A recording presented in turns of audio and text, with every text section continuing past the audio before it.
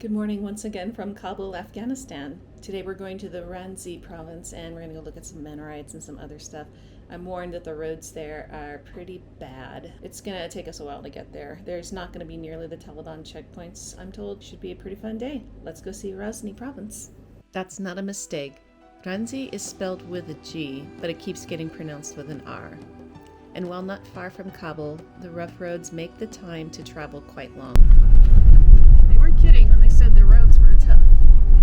But right over here is a almost done highway.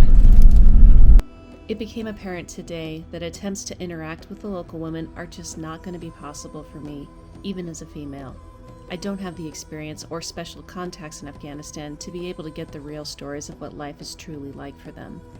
Even if I had been successful, hosting their stories after September of 2024 with the further crackdown by the Taliban could have meant harm could come to them. I can't begin to express the sadness for them I feel, and the disappointment that one of my biggest goals for this trip would not be achieved. Right, we just completed a 5-hour drive, just waiting for a local guard to get here, and then we're actually going to go grab some lunch already.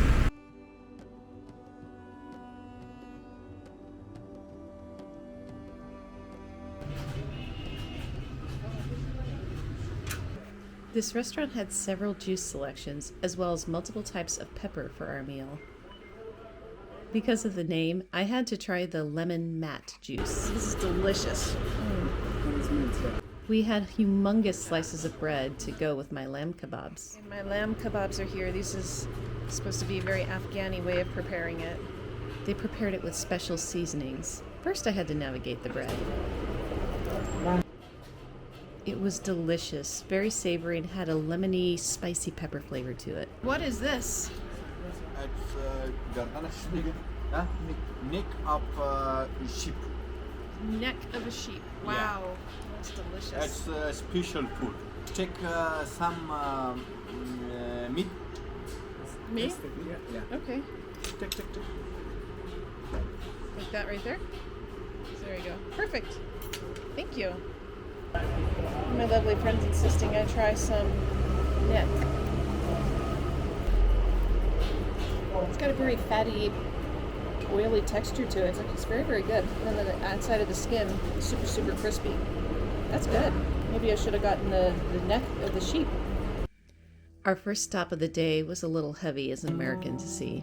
They have a seasonal waterfront here where they put dozens of tanks and choppers that were left by the military on display. Let's go take a look at some helicopters and tanks.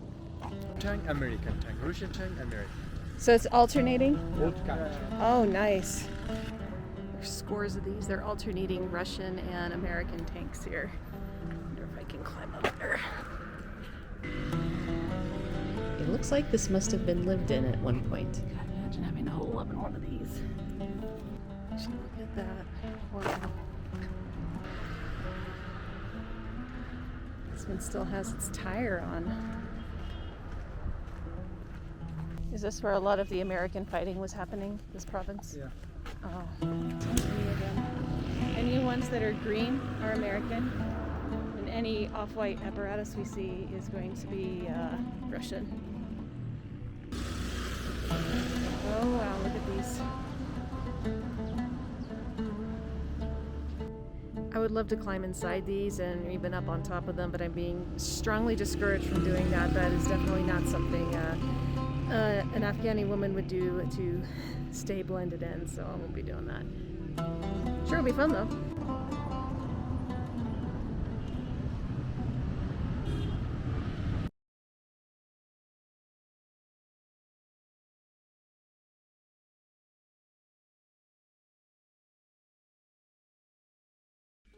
Our day continues to the Ghazni citadel, built in the 13th century, where the sultans enjoyed having their troops watch for any unfriendlies from high up.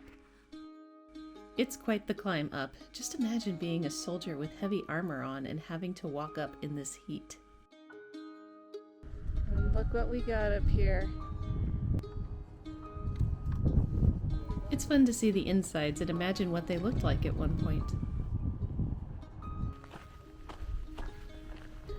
Here we are at the top.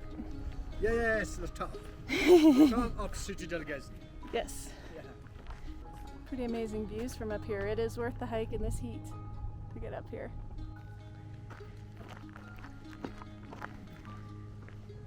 So I had somewhat of a scary experience kind of around where the tanks were. So it turns out, allegedly, where I was walking around and talking about how far the drive was, there was a secret police station behind me somewheres. It was not well marked. In fact, I didn't notice it at all. And neither of my guides had said anything about you shouldn't photograph in this area. Well, we get caught up to at the tanks by the secret police, and they detained me briefly. And they said that you were photographing the secret police station, to which, of course, that's absolutely not true. They went through all my photos, and they found that there was no wrongdoing. There was no pictures of the secret police station in there at all. Maybe it was pointed in that general direction, but nothing was going on. And then they ultimately let me go. If you come here, that's something you have to deal with. Be prepared for. Back to the tour now. Let's see what the inside structures looked like.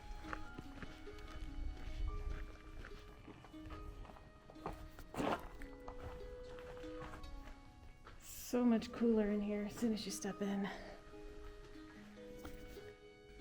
I love seeing the brickwork from back in the day. So vintage.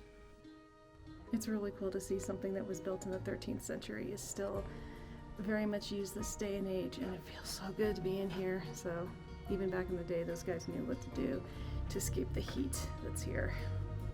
Sadly, we do have to get back on the road. There's an itinerary to keep.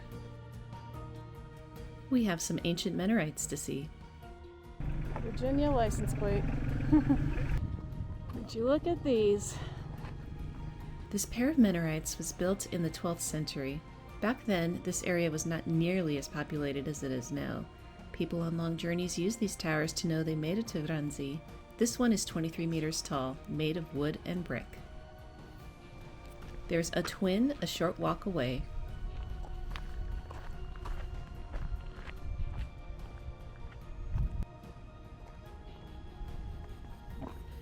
This is the second Mennonite, and it stands 25 meters tall. Look at all that cool Arabic writing up there. It's here where we made some special friends. Some young men came out here to enjoy some tea and target practice, and they invited us to join them.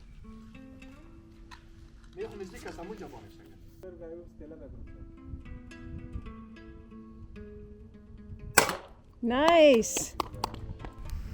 My turn. I'm not a fan of guns, so you can guess how my shot went. No? Why? I don't shoot guns. Why? I'm an American that doesn't shoot guns. No. We spent some more time taking turns shooting the water bottle, missing more often than making the mark. نشد. Well, I'll add that to the list of things I never thought I'd be doing. Doing some target practice with local Afghani. Yes, I know it was just a BB gun, but it's still shooting guns, and it was fun. We went to a shop that had a whole slew of energy drinks that my guide kindly thought I might want.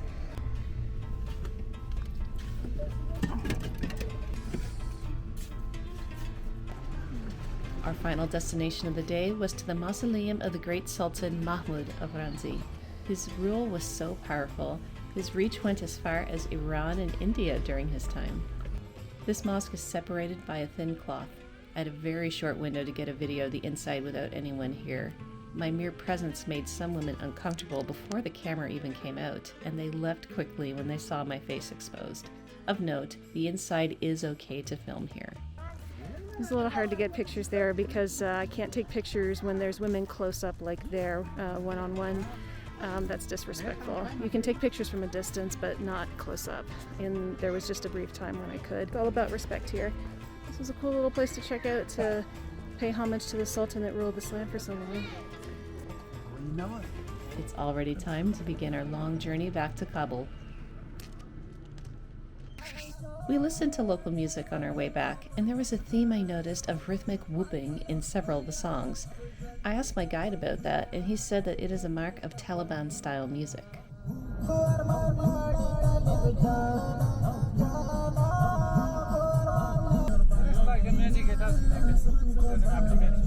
It's just their rhythm. She's not wearing a hijab. We stopped for a leg stretch and happened upon these very unique sheep, at least compared to what I'm used to seeing. What kind of sheep are these?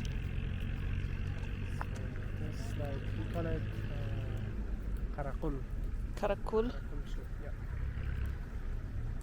The English version would be called the fat-tailed sheep.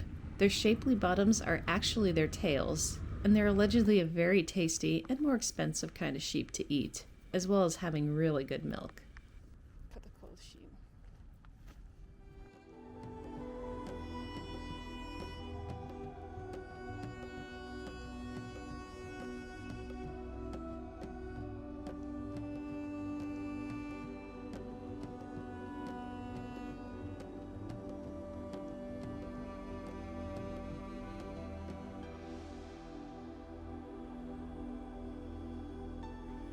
After a few more hours, we finally made it safely to Kabul. Okay, another day in Afghanistan is in the books. It's been an interesting day. We had a positive outcome from the police detaining.